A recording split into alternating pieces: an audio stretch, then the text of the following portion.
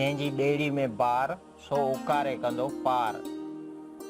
हिकु चवणी आहे, माना अलाह जे आसरे माण्हू दुआ पियो घुरे, को अहिड़ो माण्हू आहे जेको ॿेड़ी में वेठो आहे ऐं चए पियो हे अलाह साईं, ही ॿेड़ी जेको बार खणी निकिती आहे उनखे मुसाफ़िरनि समेत सही सलामत पंहिंजी मंज़िल ते उकारे पार पहुचाए।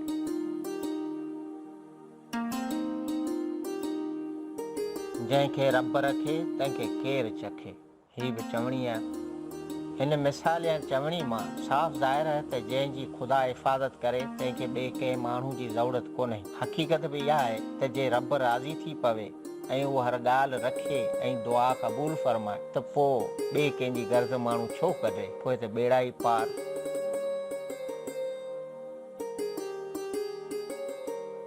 जंहिंजे साण न हलिजे तंहिंजो पंधु न पुछाइजे।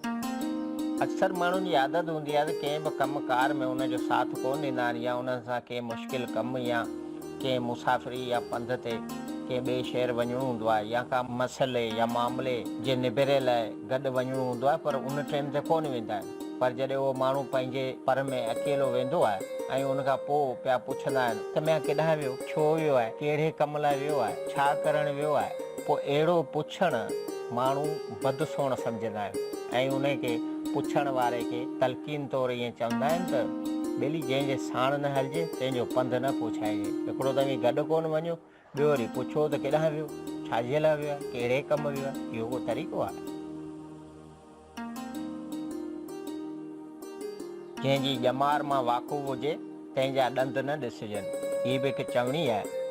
मिसाल तौरु अगरि को पुराणो झूनो या पोढ़ो माण्हू, पोइ नानो हुजे ॾाॾो हुजे, साम्हूं बीठो हुजे ऐं पोइ बि उनखां पुछिजे त नाना ॾंद ॾेखार, आ कर त तुंहिंजा ॾंद ॾिसां त तूं केतिरो झूनो या पोढ़ो ऐं पुराणो आहीं, त इहा अजाई ॻाल्हि चइबी ऐं बेवकूफ़ाना हरकत चइबी। त ॻाल्हि चिटी पई आहे, हमरा साम्हूं बीठो आहे, उन ॼमार मां ख़बर पए पई त पोढ़ो आहे ऐं उमिरि जी वाक़फ़ियत बि हुजे ऐं उनखे ॾाॾा ॾाॾा करे कोठीनि बि पिया ऐं नाना नाना करे कोठीनि बि पिया, पोइ बि उनजा हरू भरू वही ॾंद ॾिसिजनि, त ॻाल्हि सॼी आहे तजुर्बे जी, जेका उन मां ज़ाहिर आहे, पोइ पुछणु अजायो आहे।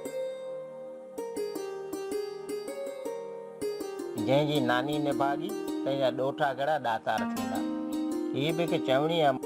मतिलबु उन पीढ़ी ख़ानदान ऐं मिट माइटनि जी ख़बर आहे त नानी कहिड़ी अथसि, नानू कहिड़ो अथसि, ॾाॾो कहिड़ो अथसि, भाउ कहिड़ो अथसि। मतिलबु मिटनि माइटनि खां अॻु ई वाक़फ़ियत हुजे ऐं पोइ बि उन मां माण्हू वरी चङाई जी उमेदु कजे त हीअ जेको जंहिंजी नानी निभागी आहे उनजो ॾोठो वरी वॾो सखी ॾातार ऐं सूरमो थींदो, सो माना ॿॿरनि खां ॿेर घुरण जी मिसाल आहे। जंहिंजो खाइजे तंहिंजो ॻाइजे, हीअ बि हिकु चवणी आहे। मज़कूरा चवणी जो मतिलबु हीअ आहे त जेको कुझु खाराए उनजी ॻाल्हि कजे ऐं इज़त कजे। जेकॾहिं उनजो उहो अहसान ऐं थोरो लाहे न सघे माण्हू, त मञिजे ज़रूरु त मिया वाक़ई बि ॿिए माण्हू मूंसां भलाई कई, चङाई कई, अहसान कयो, मूं ते रहम कयो, पोइ उनखे माण्हू उहो ॾेई न सघे, पंहिंजी पहुच सार उहो थोरो लाहे न सघे, त घटि में घटि ॻाल्हि त कजे त मिया फिलाणे मूंसां चङाई कई, त इहा बि चङी ॻाल्हि चइबी।